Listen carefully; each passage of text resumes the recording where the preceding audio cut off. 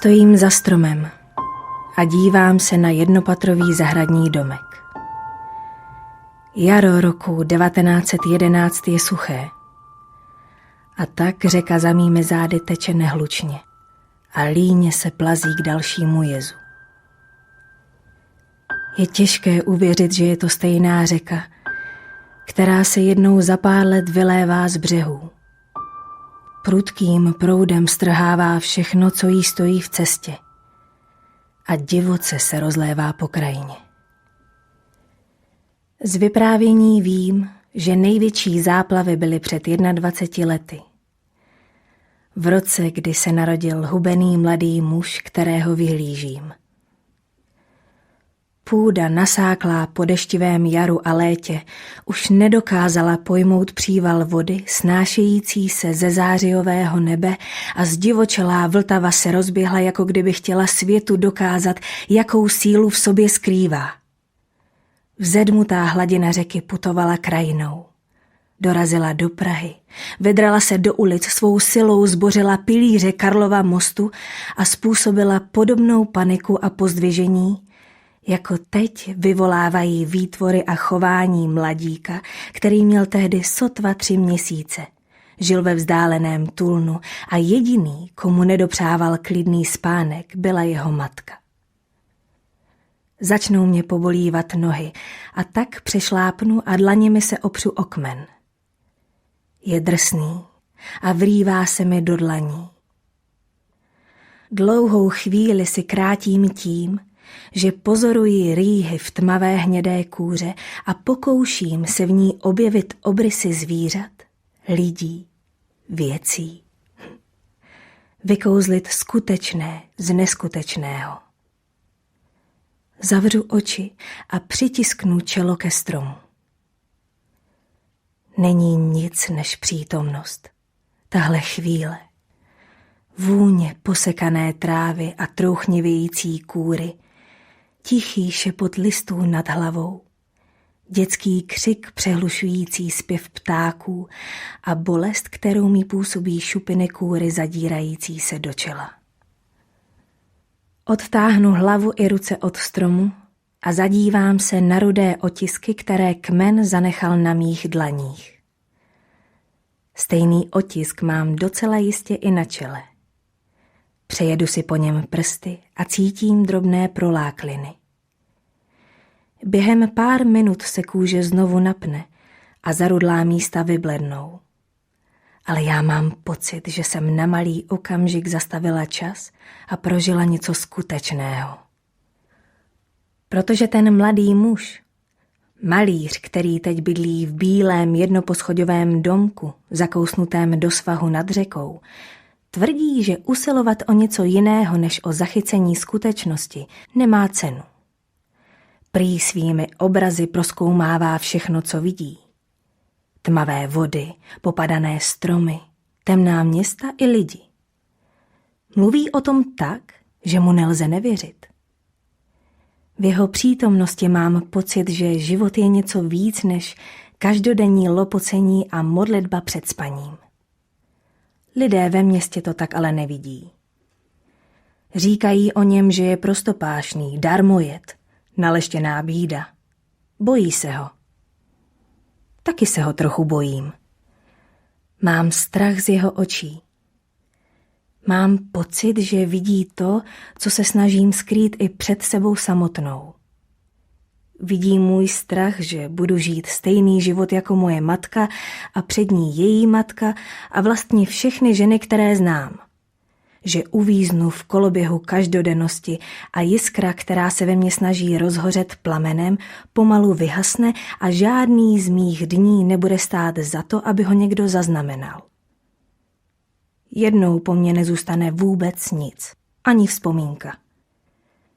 Malíř vidí až do mých myšlenek a ví, že odsud chci uniknout, ale nevím jak. Slunce zašlo za mrak a listí nečekaně rozezněl prudký déšť. Byla polovina května a toho dne jsem na břehu řeky marně číhala už po 3. Čekala jsem, až malíř vyjde z domku, Pozná ve mně jednu z dívek, které se předchozího roku s ním a pár jeho přáteli procházeli po okolí. Pozdraví mě a dá se mnou do řeči. A zeptá se, jestli mě může namalovat.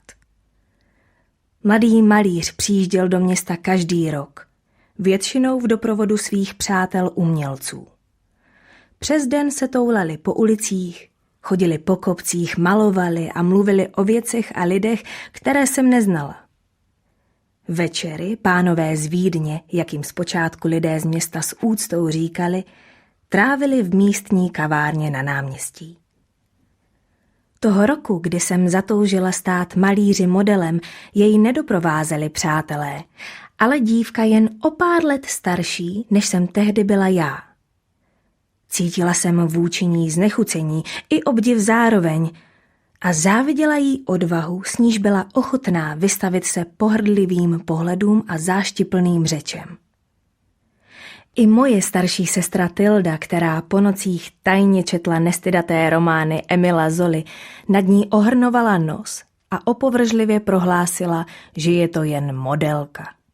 Což bylo podle všeho povolání stejně hanebné jako řemeslo prostitutky. Tilda ovšem žárlila. Předchozího léta udělala všechno proto, aby si jí vídeňský malíř všiml. Nutila mě i naši mladší sestru Tony chodit na místa, kde jsme ho mohli potkat, a pak mluvila vysokým ječivým hlasem, chichotala se každému jeho žertu a vzdychala nad každou poznámkou, kterou pronesl, jako kdyby nikdy neslyšela nic duchaplnějšího. Nakonec se ukázalo, že malíř dluží, na koho se podívá, a bylo po okouzlení. Modelka byla hezká, moc hezká, vysoká, štíhlá, s dlouhým krkem a velkýma očima. S malířem byli krásný pár. Když se o něj lehce opřela, a dělala to i na veřejnosti, což bylo něco v skutku pobuřujícího, podíval se na ní černýma očima, které mě strašily, ale na ní se dívali jinak. Důvěrnost, která mezi nimi vládla, mě zvláštním způsobem popuzovala. Ano, taky jsem žárlila, ale zatímco má sestra viděla v dívce, kterou si malíř přivezl z Vídně, rivalku v lásce, já jsem na ní žárlila, protože byla jeho modelkou. Za stromem na břehu řeky jsem nečekala na setkání s mužem. Číhala jsem na umělce, který mi nahlédne do duše a namaluje mě tak, jak maluje ji, jiné dívky z města, domy i ulice, svým zvláštně upřímným způsobem. Možná nikdy neopustím město schované mezi zelenými kopci, říkala jsem si. Ale můj obraz by mohl. Možná bude ještě za spoustu let viset v galerii mezi jinými obrazy a lidé budou procházet kolem a přemýšlet, jaký život dívka z obrazu asi prožila. I já bych chtěla odjet a cestovat. Plout od jednoho kontinentu ke druhému, procházet ulicemi cizích měst, zaposlouchat se do melodie neznámých jazyků a ochutnat jídla, která ani neumím pojmenovat. Teď jsem jako voda uvězněná v říčním korytu. Déšť zhoustl a úzká pěšina prošlapaná kolem řeky nepříjemně klouzala.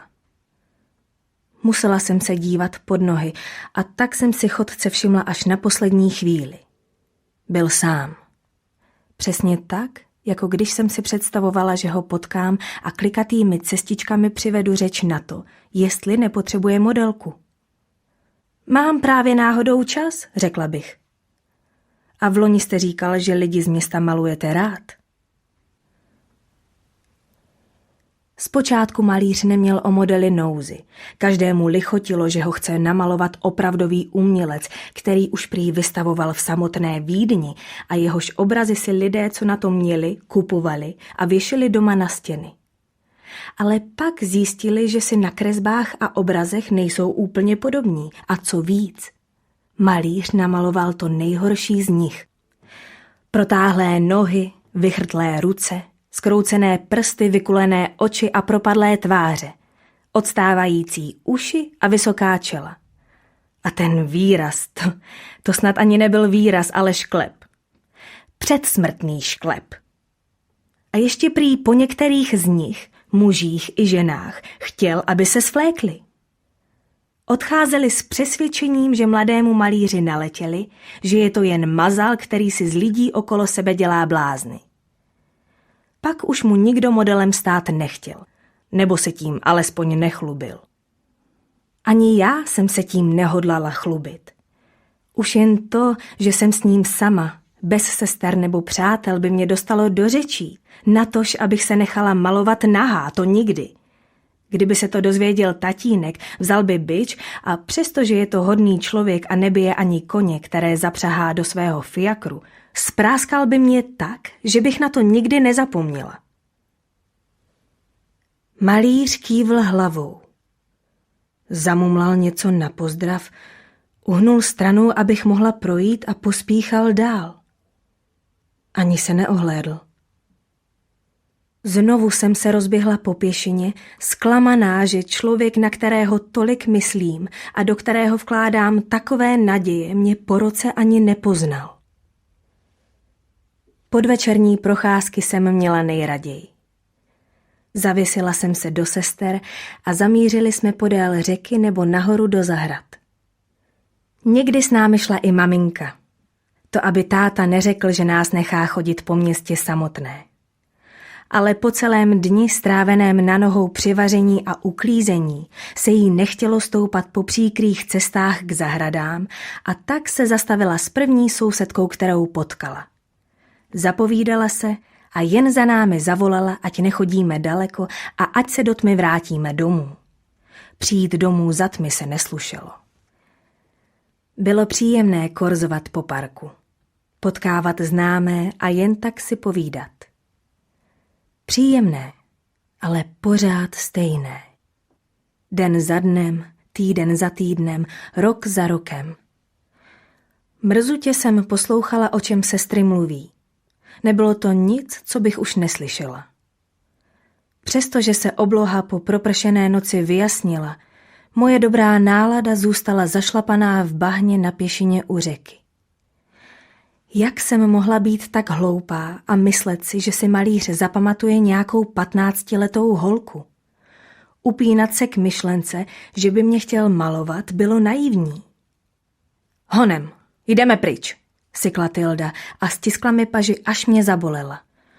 Po pískovém chodníku se k nám blížil malíř se svou přítelkyní a 2 mladíky. Mířili přímo k nám a zdvořile se usmívali.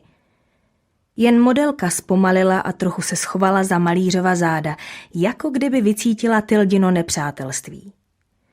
Buď jsou ženy na pocity ostatních vnímavější, nebo byla malířova přítelkyně na chladná přejetí ze strany dam už zvyklá a naučila se jim předcházet.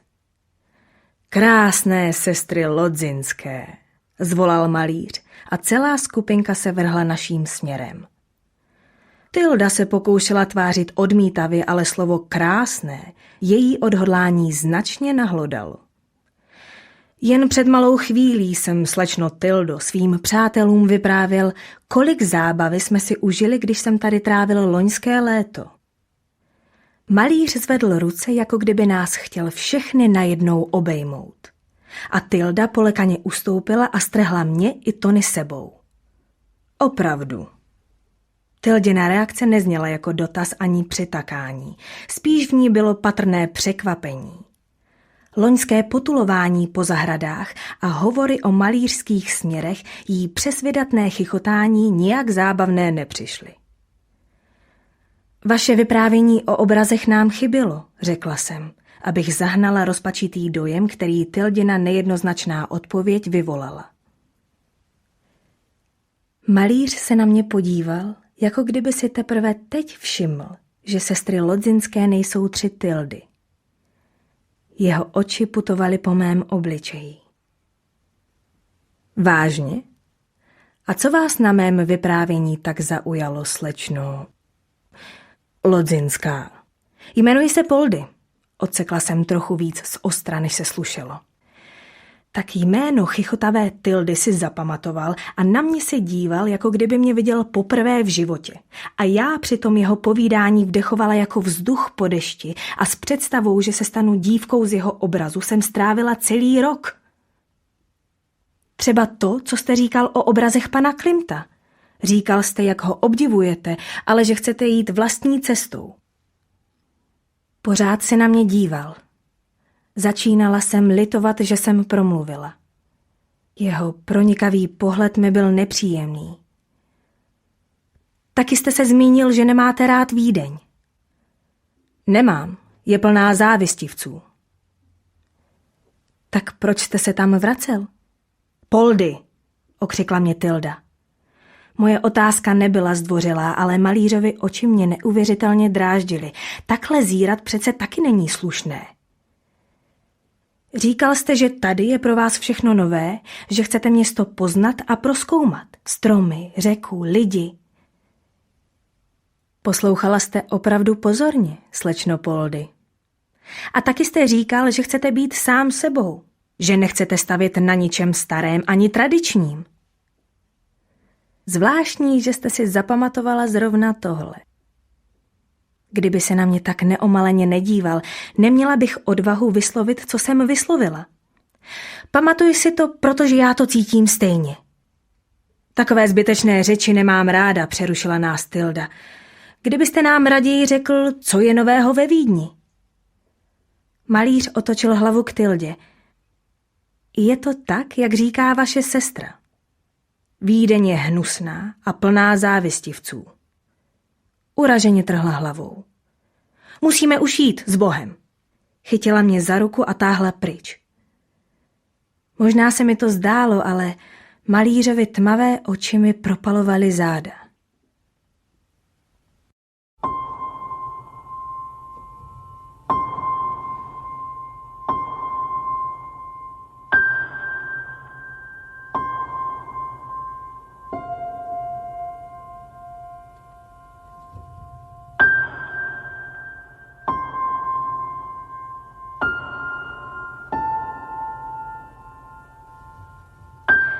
Kdykoliv jsme v následujících týdnech na procházkách městem nebo v zahradách malíře zahlédli, Tilda nás postrčila jiným směrem.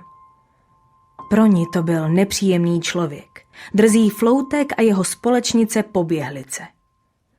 S takovými lidmi není radno se ukazovat. A zdálo se, že její názor sdílí většina lidí z města.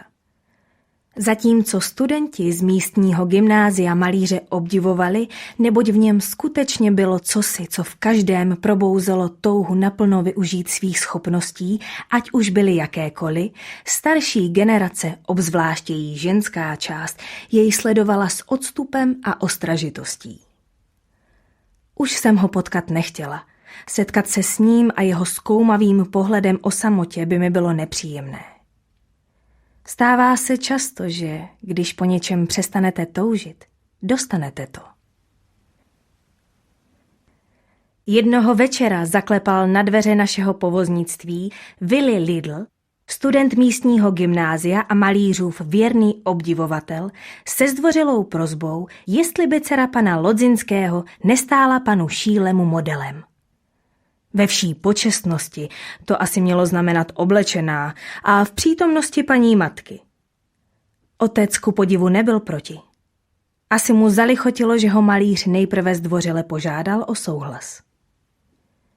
V žádném případě, řekla Tilda, s tím nepříjemným člověkem nechci mít nic společného. Pokud jsem to dobře pochopil, řekl otec, pan malíř chce malovat tady Poldy. Jaké to je, když se člověku splní něco, co si moc přeje? Nejdříve jsem malířově žádosti nemohla uvěřit. Pak jsem si řekla, že to asi tak má být a nakonec jsem se hrozně polekala. Co když bude skutečnost úplně jiná, než jsem si vysnila? Co když se lidé budou obrazu smát a říkat, co za ošklivou holku to ten malíř namaloval? Co když... Zaplašila jsem předčasné obavy a rozhodla jsem se mít radost, přestože na mě Tilda 3 dny nemluvila. Malířovi oči na sobě cítím ještě dnes. Seděla jsem na židli, zahalená v pestrobarevném plédu, který mi přes ramena splýval až k zemi. A ruce jsem měla položené na kolenou. Usmívejte se tak, jak jste se usmívala, když jsme se potkali nahoře v zahradách. Jak jsem se usmívala? Drze, troufale, sebevědomě. V tu chvíli jsem byla ráda, že maminku moje sezení u malíře nudí a raději si venku před domkem povídá s malířovou modelkou. Nikomu to neříkej, ale je to docela hodná holka, řekla mi později cestou domů. Škoda, že tak špatně dopadla. Kdyby slyšela, co malíř právě řekl, asi by se lekla, že jsem na nejlepší cestě vydat se v dívčinných šlépějích. Vydechla jsem pohrdavě. To je ten výraz. Přesně tak. Dívala jsem se, jak mu tužka lehce klouže po papíře. Rychlými tahy črtal obrysy mého těla. Zachytil výraz obličeje. Zastavil v čase myšlenky 15leté Poldy Lodzinské. Řeka před domkem tekla nehlučně a líně se plazila k dalšímu jezu. Lípy na břehu už kvetly a vonily. Zhluboka jsem se nadechla sladké vůně a zadívala se na malíře. Před mýma očima vznikaly náčrty, které si malíř odveze do Vídně, aby z nich vytvořil obraz připomínající barevnou mozaiku. Brzy odjede do města, které nemá rád, ale přesto bez něj nemůže být. A já zůstanu v Krumlově. Budu vyhlížet vlnu, která jednou musí přijít, a budu připravená.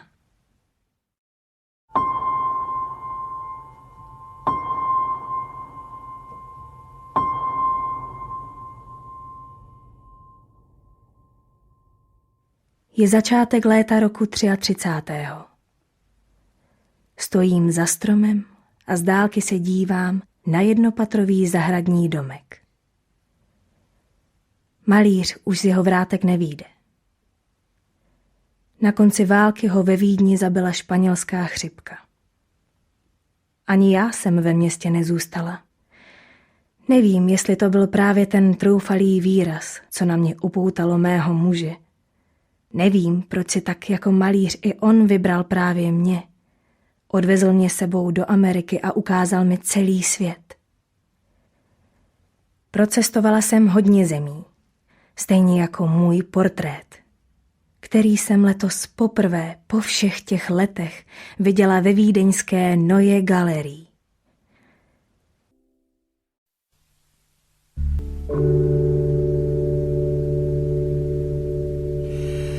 Seděl jsem venku na pumpě, vyráběl indiánskou čelenku a přemýšlel, jaké jméno bych měl, kdybych žil mezi indiány. Když mě matka zavolala a předala mi dopis. Doneseš ho doktoru Hellerovi, řekla. Jen doktoru Hellerovi, nikomu jinému, rozumíš? V širokém okolí měla matka pověst milé paní, která nikdy neodmítne pomoc nikomu potřebnému, ale nás, svých 6 synů, nijak nerozmazlovala. Z tónu matčina hlasu jsem pochopil důležitost svěřeného úkolu a tak jsem se ani nepokusil namítnout, že mám mnohem lepší práci, než honit se po městě a roznášet poštu. Zastrčil jsem zalepenou bílou obálku pod košili a rozběhl jsem se kolem řeky. Dokud jsem v zádech cítil matčin pohled, ukázněně jsem horkým odpolednem pospíchal po prašné cestě. Ale za první zatáčkou jsem zvolnil a sešel jsem až k řece. Sundal jsem si boty, brouzdal jsem mělkou vodou a pátral po placatých kamíncích, které dělaly na vodě parádní žabky. Slunce se mi opíralo do zad, pálilo ve vlasech, jako kdyby nebyl začátek září, ale nejžhavější letní den, a já jsem měl chuť svléknout se, položit se pod nízký splav a nechat se nadnášet mírným proudem. Dopis pod košilí se mi potom lepil na kůži a šustil, jako kdyby mi chtěl připomenout, že ho mám rychle doručit. A tak jsem si alespoň opláchl obličej a šídi. Naposledy jsem rukou zašmátral mezi kamínky a vylovil bílý oblázek. Vklouzl mi do ruky jako ptačí vajíčko. Chvíli jsem si prohlížel vodou ohlazený hladký povrch a přemýšlel, k čemu by mi mohl být dobrý. I když jsem na nic nepřišel, strčil jsem ho do kapsy u kalhot a znovu jsem se obul. Přidal jsem do kroku, přeběhl lávku a vyšplhal jsem se do prudkého svahu k ulici, v níž stála vila rodiny Hellerových.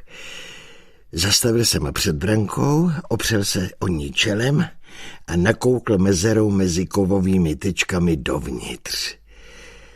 Než jsme se museli přestěhovat, bydleli jsme taky v domě, ale tak velkou zahradu jsme neměli. A pěstovali jsme hlavně zeleninu, protože matka byla praktická žena a z květin uznávala jenom ty, ze kterých se daly vyrábět masti a vařit čaje. Pupalku, rebarboru, měsíček, šalvěj. O růže se starala, protože vypadaly dobře na jídelním stole a z jejich okvětních plátků vyráběla léčivý olejíček, kterým potírala dospíváním rozbouřenou pleť mých starších bratrů. Přední zahrada Hellerových byla růží plná. Ještě kvetly, ale starší hubený muž v zahradnických rukavicích nemilosrdně zastřihoval dlouhé výhony i rozvité květy a házel je do přistavených koleček. Zvedl se osvěžující vánek a přtrčil jsem do vchodových dveří, nahlas jsem pozdravil a vešel do chodby. Mým očím přivyklým slunečnému dni se zdála tmavá, ale chlad vycházející z dlaždic a z nažluto natřených stěn byl příjemný.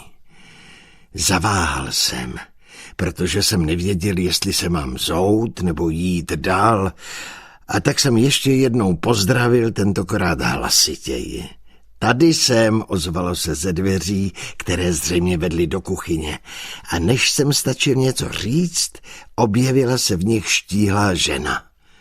Pokud jsem ve svých téměř 13 letech mohl posoudit, velice pohledná, a usmála se na mě. Co pak nám neseš?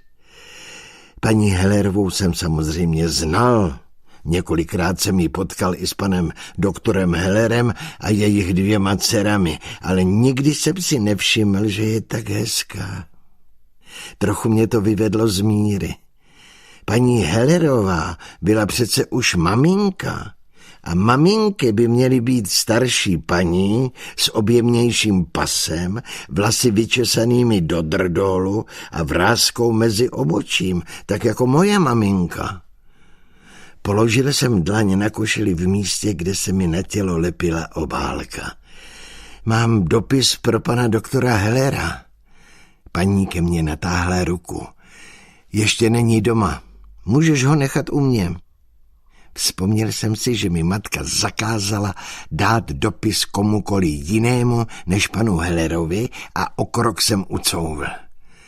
Navíc by mi bylo nepříjemné podat upocenou obálku paní, která v naškrobené a nažehlené zástěře vypadala, jako kdyby vystoupila z časopisu pro hospodyňky. Nesmím ji dát nikomu jinému, jenom panu Hellerovi. Zdálo se mi, že se na mě paní zamýšleně zadívala, pak se ale usmála, otočila se zpátky ke stolu, nalila ze džbánu připraveného na stole do vysoké sklenice rybízovou šťávu a podala mi ji. Chceš? Poděkoval jsem a vypil jsem šťávu až do dna. Paní mi přisunula tác se džbánem a několika sklenicemi a pod jínem nebo sklenicí osvěžující rybízové šťávy. Obešel jsem roh domu. Z větve vysokého stromu visela houpačka. Menší dívenka se na ní pokoušela vylézt, ale houpačka byla vysoko a pořád jí podjížděla. Starší holčička se sestře snažila pomoct, ale místo, aby jí houpačku přidržela, nešikovně malou popadla v podpaží, vší silou ji tahala nahoru a strkala na sedátko. Ve stínu vedle stěny porostlé vínem stál dřevěný stůl a lavice. Odložil jsem tác a naplnil sklenice. Dívenky zanechaly marných pokusů a přiběhly ke mně. Nejdříve sáhli po sklenicích a žíznivě se napili. Pak starší holčička odložila pití a řekla: tebe já znám? Ty jsi Míša? Michal, opravil jsem ji. Překvapilo mě, že si mě pamatuje. Jak to víš? Já vím všechno, řekla, jako kdyby to bylo úplně samozřejmé. Já jsem Mira. V listopadu mi bude 7 a tohle je Hana. Je ještě malá, má teprve 5. Nejsem malá, namítla Hana. Chceš se pohoupat? Nejdříve mě napadlo, že hrát si s takovými malými holkami je pod moji úroveň. Ale pak jsem si řekl, že mě stejně nikdo neuvidí. A kdo ví, kdy budu mít příležitost zhoupnout se na houpačce, když se budeme zase stěhovat.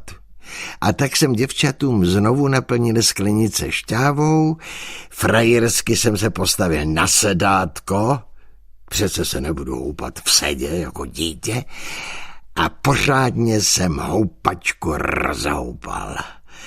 Míra s Hanou seděli ve stínku, ucucávali sladkou šťávu, pohupovali nohama ve vzduchu a dívali se, jak se houpačka vznáší vepředu k nebi a vzadu až do větví stromů. Páni, řekla obdivně Míra, ty to umíš, že nás taky chvíli pohoupáš. Ale ne tak vysoko, přikazovala Hana a už natahovala ruce, abych ji vysadil nahoru. To byla vážně dost nepříjemná situace. Sám se houpat a vznášet se odvážně k oblakům byla jedna věc, ale starat se o 2 malé holky a houpat je jako nějaká chůva, no to bylo napováženou. A Hana mě zatahala za rukáv. Musíš mě tam vysadit, já nahoru nevylezu. Co mi zbývalo? Pro jistotu jsem se rozhlédl, abych se ujistil, že mé nemužné chování nikdo neuvidí, a pak jsem tu mrňavou holku posadil na houpačku. Spokojeně se usadila, pevně se chytila bočních provazů a znovu mi připomněla, ale jen opatrně, ať nespadnu. A tak jsem houpal chvíli Hanu, potom Míru a oběma se to moc líbilo. Časem se osmělovali a pobízeli mě, ať je houpu s větší silou a výš, až už jsem nemohl, nebo mě to spíš ani trochu nebavilo, ale nevěděl jsem, jak se mám vymluvit. Když budeš houpat Hanu sama, dám ti tenhle kamínek, řekl jsem Míře a ukázal jsem jí bílý oblázek, který jsem našel u řeky. Nevím to jistě, ale myslím, že je kouzelný, dodal jsem, abych ji nalákal. Zvědavě se na něj zadívala, prohlédla si ho ze všech stran a potom se na mě podej mi ten motous, řekl, když si všiml, že postávám opodál a pozoruju ho. Podal jsem mu klubko a klekl si vedle něj. Proč ty keře balíte, zeptal jsem se a přisunul jsem pytel k vedlejšímu keříku, aby na něj zahradník dosáhl. Zahradník obtočil další keřík slámou, omotal ji motouzem a teprve potom odpověděl: Pán s rodinou na nějakou dobu odjíždí a růže je potřeba zabalit, aby přežili zimu. Zvedl hlavu, podíval se na mě a pak pohledem sklouzl k mojí košili. Myslel jsem, že se dívá na místo, kam jsem zasunul matčin dopis a trochu jsem znejistěl. Ale zahradník uhnul pohledem a soustředěně se zadíval na své prsty utahující provázek. Já vím, řekl jsem, my taky odjíždíme. Muž jen pokrčil rameny a pokračoval v práci. Podával jsem mu slámu, odstřihoval provázky a postrkoval pytel. Na rozdíl od dospělých mi vůbec nevadilo, že z města odjíždíme. A nezdálo se mi to nijak důležité. Ve městě se nedělo nic, kvůli čemu by tady 13letý kluk chtěl zůstat. Do školy jsem chodit nemohl a většinu času jsem musel trávit doma. Odjet se mi zdálo lepší, než zůstat. Pan Heller přišel dřív, než mě balení keřů do slámy přestalo bavit. I když bylo horko, byl oblečený v tmavém obleku a na hlavě měl klobouk. Zdál se mi starý a unavený a napadlo mě, že vypadá spíš jako otec paní Hellerové, než její manžel. Postavil jsem se, oprášil jsem si kolena, zdvořile jsem a pozdravil a předal panu Hellerovi dopis. Vyřiď matce, že děkuji, řekl, a utíkej domů, za chvíli bude 6. Zamumlal jsem něco na pozdrav a rychle jsem apelášil zpátky k domu. Když jsem se u plotu ohlédl, pan Heller stál před domem a otevíral matčin dopis. Ve dveřích se objevila ženská postava a zpoza rohu se vyřítila Mira a za ní malá Hana a natahovala k otci ruce. Pan Heller strčil dopis do kapsy, vykročil, vzal Hanu do náručí, něco řekl své ženě a všichni zmizeli v domě. Zahradník balil do slámy poslední keříky růží.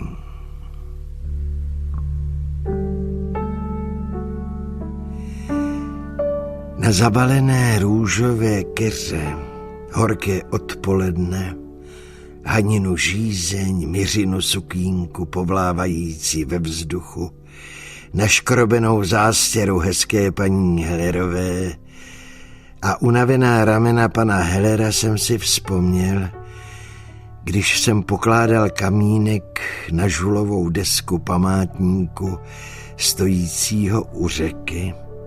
Po jejíž hladině jsem před více než 70 lety házel žabky. V obálce ukryté pod košilí, v místě, kde jsem měl našitou žlutou hvězdu, jsem tehdy nesl vzkaz, který k mé matce doputoval z Terezína. Terezín je chudé, ale bezpečné ghetto, stálo v něm. Je tady hlad a nedostatek, ale žádné bytí ani zabíjení. V dopise nebyla ani zmínka o transportech, které odjížděly dál na východ. Do Treblinky, Malého Trostince a Osvětimi. Do té Osvětimi, kde o 2 roky později zahynula i moje matka a bratři. A kde v březnu 1944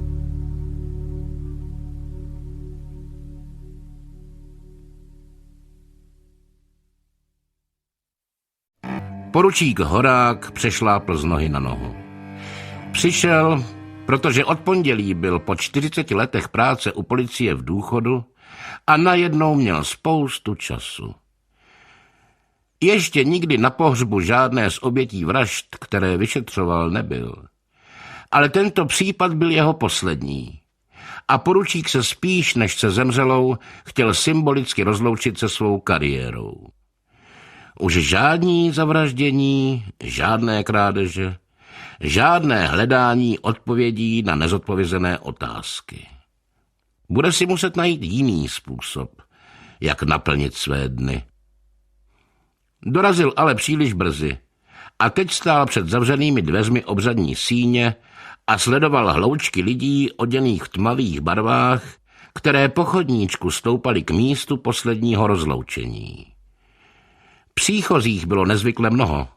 Spousta z nich určitě přišla jen ze zvědavosti, nebo proto, aby mohli sousedům, známým či vnoučatům ještě po letech vyprávět: Jo, já jí byl na pohřbu. Bylo to opravdu hrozné neštěstí. Ano, bylo to strašné. Každý zmařený život je tragédie, obzvlášť když zesnulá Eva Poláková, se kterou se přišli tihle lidé rozloučit, byla zavražděna. Poručík ji neznal. Nevěděl, jak zněl její hlas, nedokázal si představit gesta, která používala. Když ji uviděl poprvé, byla už po smrti. Ležela v obývacím pokoji před vyhaslým krbem, nohy mírně roztažené, jako kdyby zakopla, ruce rozhozené, hlavu v kaluži krve. A vedle ní se povaloval odhozený pohrabáč. Nebylo těžké pochopit, že to byl ten kus kovu, který ji srazil na podlahu. Daleko těžší bylo zjistit, kdo ho v tu chvíli držel v rukou, protože žádné otisky prstů na něm nebyly. To poručíka mátlo. Když vcházel pečlivě udržovanou zahradou a vdechoval svěží vzduch poznamenaný kouřem spáleného listí, tak typickým pro podzimní měsíce, myslel si, že půjde o jednoduchou záležitost. Hádka, povolené nervy, neuvážená reakce končící neplánovanou a hořce oplakanou smrtí. V policejním žargonu tomu říkali domácí zabíjačka. Ale už když procházel chodbou do přízemního obyvacího pokoje a překračoval listí, které dovnitř naval vítr, protože podle slov zdrceného manžela byly v okamžiku, kdy svou ženu našel zhroucenou před krbem, otevřené, pochopil, že tak snadné to ani zdaleka nebude. Pohrabáč bez jediného otisku prstů, soupis odcizených věcí, otevřené dveře. Manžel, kterého musela do své péče převzít lékařka, a teď seděl lehce omámený, ale pořád hrozně nešťastný za kuchyňským stolem. Vedle něj syn se svou ženou. Oba uslzení a hlavně vyděšení, vždyť se jim do domu vetřel cizí člověk a zabil jim mámu. Na opačné straně stolu dcera, ne tak úplně nepodobná mrtvé ženě, kterou právě teď nakládali v tmavém pytli na nosítka a převáželi do podzemí místní nemocnice, aby při pitvě zjistili to, co už bylo všem zřejmé. Zabila ji rána pohrabáčem. Omlouvám se, řekl poručík pozůstalým. Chápete jistě, že čím dříve si promluvíme o okolnostech, původně chtěl říct vraždy, ale při pohledu na uslzenou skupinku před sebou se zarazil a opatrně dodal: toho, co se dnes odehrálo, tím dříve se nám podaří najít pachatele a zabránit mu, aby svůj čin zopakoval. Dcera dlouze zaúpěla a všichni jako na povel zvedli kapesníky, ženy si utřely oči a muži se vysmrkali. Nebude vám vadit, když si promluvíme vedle? Zeptal se poručík. Vedle znamenalo v malém pokoji, který dřív asi sloužil jako dětský pokoj, ale teď z něj majitelé udělali pokoj pro hosty. Kdybyste mohl... Poručík Horák kývl na manžela zavražděné, ten se na něj chvíli díval, jako kdyby nechápal, kdo ten cizí chlap vůbec je a co po něm vlastně chce, ale potom se zvedl a kolébavým krokem přešel vedle. Poručík vykročil za ním, zavřel dveře a posadil se proti němu. Chvíli mlčel. Díval se, jak rozrušený pan Polák přemáhá vzliky a sám pro sebe vrtí hlavou, jako kdyby nemohl uvěřit tomu, jak se během posledních hodin jeho život proměnil. Vy jste svou ženu našel, je to tak? Zeptal se konečně poručík. Manžel přikývl. Pohled stále upíral na ruce sepjaté na kolenou. Vzlikl. Byli jsme spolu skoro 40 roků. Co teď? Promiňte. Víte, kolik bylo hodin? Muž naklonil hlavu ke straně. Asi tak 2, možná 2:45. Odmlčel se. Po obědě si chodím na chvíli zdřímnout, to víte. Už jsem v důchodu. Znovu vzlikl. Oba jsme v důchodu. Podíval se směrem ke dveřím. Tedy byli jsme. Zvedl mokrý kapesník a utřel si oči. Já to nechápu. Takhle za bílého dne. Vždyť zamykáme branku a zvonek bych slyšel, ten se nedá přeslechnout. Musel přelézt přes plot. Zeptejte se sousedů, určitě ho někdo viděl. To víte, že se zeptáme, ujistil ho poručík. Ty věci, které se ztratily, jakou měly cenu? Pan Polák rozhořčeně zvedl hlavu. Takové šunty to byly. 2 pozlacené talíře. Evička si je koupila na dovolené v Turecku a vystavila na Krbové Římse. Krámy. Nic víc. Sevřel ruku v pěst a bouchl do opěradla křesla. Krámy. Ještě bych potřeboval vědět, kdy jste svou ženu viděl naposledy. No přece u oběda. Asi tak v 12:30. Poručík Horák si poznamenal údaje do malého zápisníku. A poslední otázka. Napadá vás, kdo by chtěl vaší paní ublížit? Měla s někým spory? Na tuhle otázku manžel neodpověděl. Jen se podíval nepřítomným pohledem na poručíkův zápisník a nekontrolovaně se rozplakal. Vy bydlíte v 1. patře, že? Zeptal se poručík nebožčina syna, když se mladý muž usadil do křesla. S manželkou. Vchod máme společný s rodiči, ale byty jsou oddělené. Byli jste dnes celý den doma? Ano. Viděl jste během dne svou matku? Syn potáhl a sklonil hlavu. Poručík si všiml, že i přes své mládí začíná plešatět. Jen z okna. Hrabala na zahradě listí. Kdy přesně? To nevím. Někdy okolo poledne asi. Neobědvali jste společně? Zavrtěl hlavou. Ne. A obědváte někdy u rodičů? Syn neklidně poposedl. Poslední dobou ne. Byly mezi vámi a vašimi rodiči nějaké spory? Chvíli bylo ticho. Neřekl bych přímo spory, spíš napjatá atmosféra. Z nějakého konkrétního důvodu? Syn se znovu zavrtěl, pak zvedl hlavu a nečekaně rozhodně pronesl. Maminka byla generál a Eliška, tedy moje paní, to nenesla zrovna dobře. Obzvlášť, když máma pořád mluvila o dětech. Vy máte děti? Právě že ne.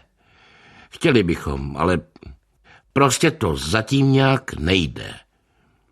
Poručík poklepal tužkou na zápisník.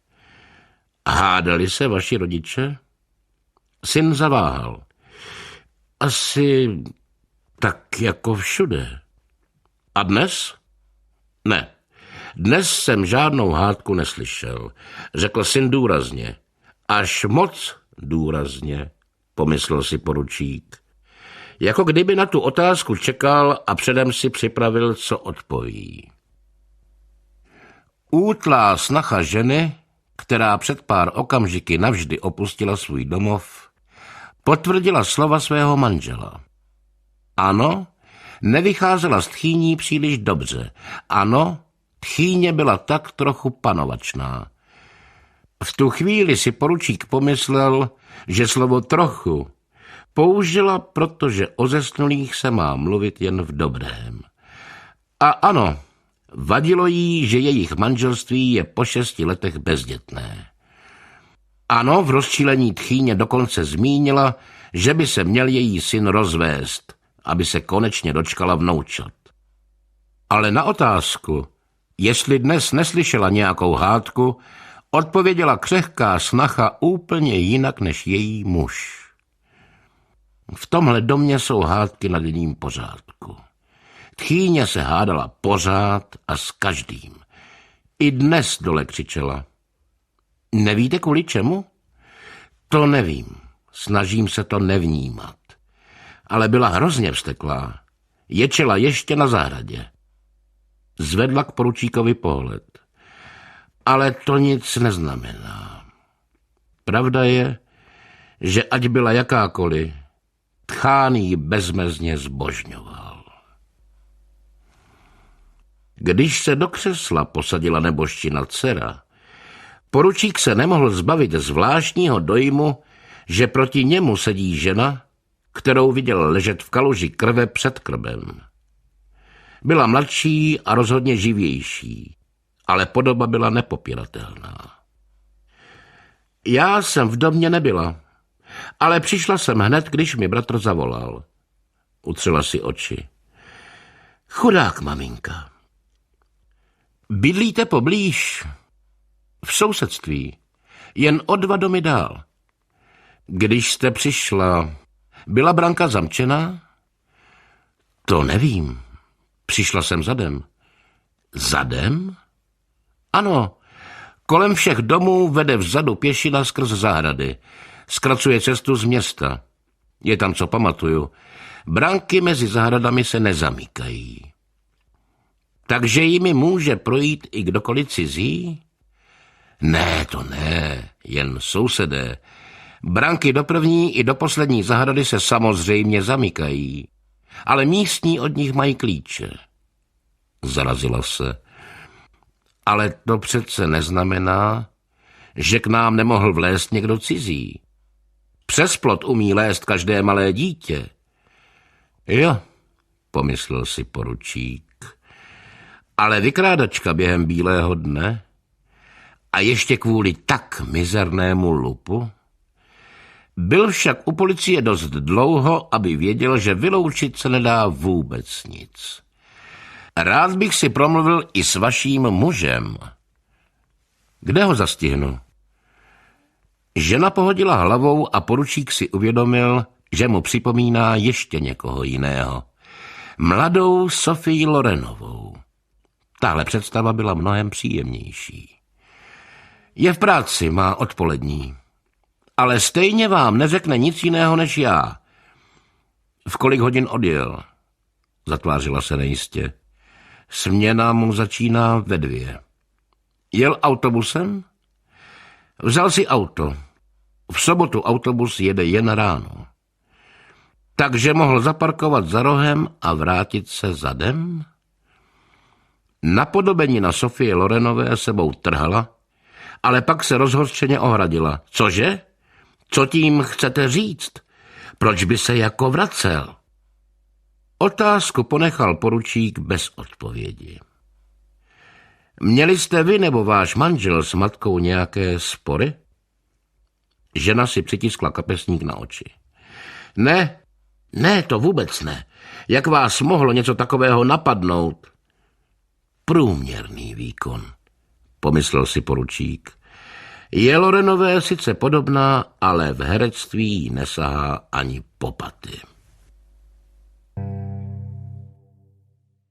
Poručík Horák vyšel z domu Prošel podzimem vonící zahradou a zazvonil u vedlejší branky ozdobené na obou sloupkách květináči s dodýchávajícími muškáty. Otevřel muž v montérkách. Pan Koudelka? Jo, to jsem já. Už asi víte, co se stalo u sousedů. Můžu vám položit pár otázek?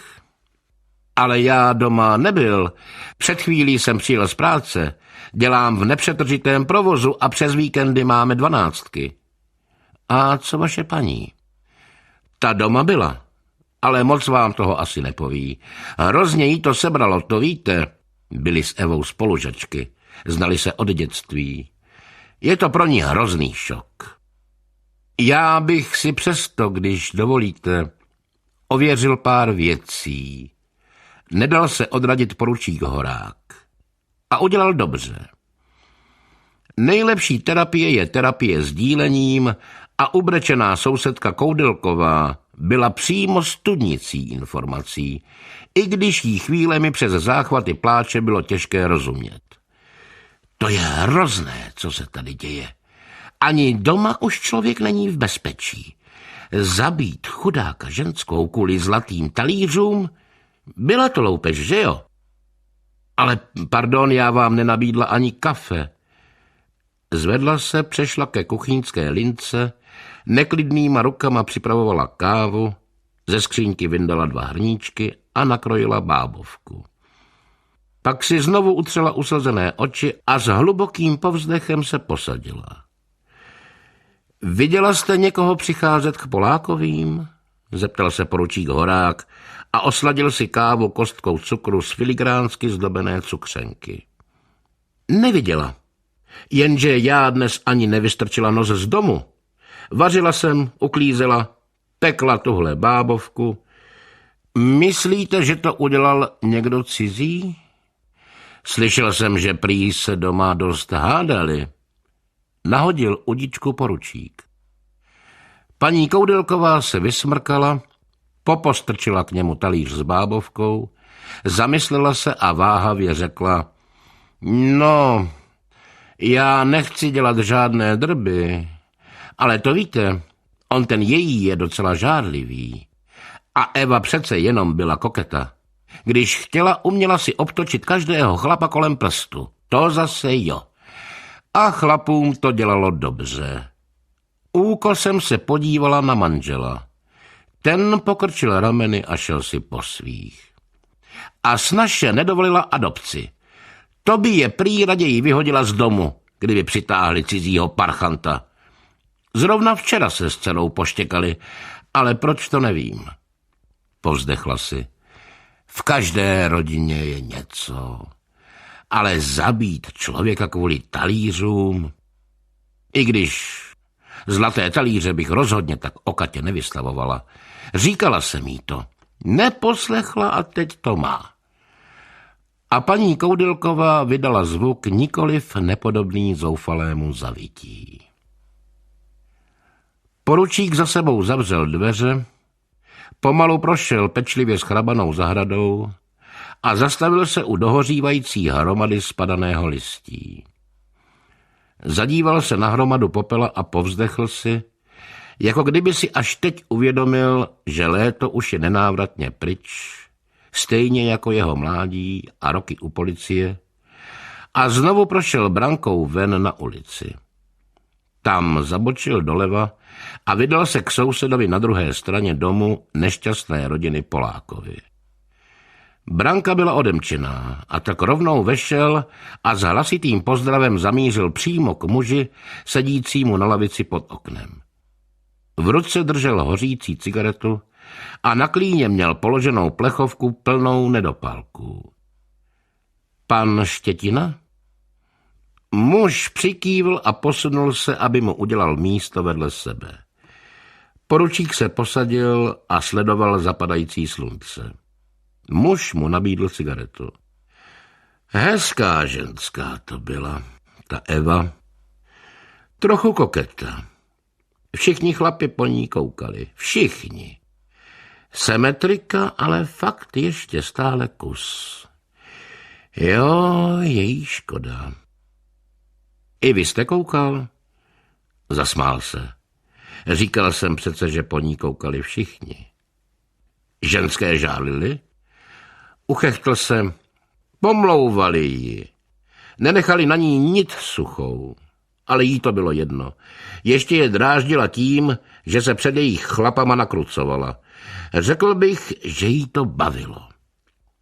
Prý byla dost hádavá. No to si pište. Ten její je buď svatý nebo ňouma. Řvala v jednom kuse. Hádala se s každým. S každým. Takže i s vámi? No jasně. Kvůli jablkám, které spadly z jejich jabloně na moji zahradu. Kvůli garáži postavené blízko plotu. Se sousedem támhle naproti se hádala, že mu smrdí čistička, a s Koudelkovou kvůli pálení listí. Hádala se se všema. A s dcerou? To spíš se zetěm, ale v tom měla pravdu. On umí vydělat, ale občas hraje automaty. A když mu dojdou prachy, chodí si půjčovat, aby to ta jeho nevěděla. Je celá máma. Stejně pohledná, ale taky stejná symetrika. Našel si ale blbý způsob relaxu. To všechno se událo před týdnem. Teď stál poručík Horák před obřadní síní a na půl ucha poslouchal lamentace zhrbené důchodkyně v černém. Taková milá paní, zopakovala asi popáté a podívala se na hodinky. Přece jenom už postávali před dveřmi obřadní síně dost dlouho. Určitě jí bolely nohy. Milé paní ale nevraždí, řekl poručík zamyšleně. Dokonce ani když mají pocit, že jim bývalá spolužačka svádí manžela. Dělá naschvály a vyhrožuje policií, když pálíte na zahradě listí. Milé paní vám možná vynadají, ale nepopadnou po hrabáč, nepraští vás po hlavě, nepředstírají loupež a neutečou zadní pěšinou domů, zatímco krvácíte před krbem. Ne, to hodné paní nedělají. Co to povídáte? Podivila se důchodkyně a kousek poodstoupila. Promiňte, neuvědomil jsem si, že přemýšlím nahlas, řekl rozpačitě poručík. Pořád měl před očima ubrečenou sousedku Koudelkovou, jak jim při rekonstrukci vysvětluje, že si to běžela s Evou Polákovou konečně vyřídit, vynadat jí, že pokukuje po jejím manželovi a že na ní chce volat policii kvůli kouři spáleného listí. Viděli, jak vzliká a přiznává, že se ve vzteku nahromaděném za celé ty roky neudržela a rozmáchla se po hrabáčem. Viděl ji, jak zdrceně ukazuje, kam schovala pozlacené talíře, aby předstírala loupež.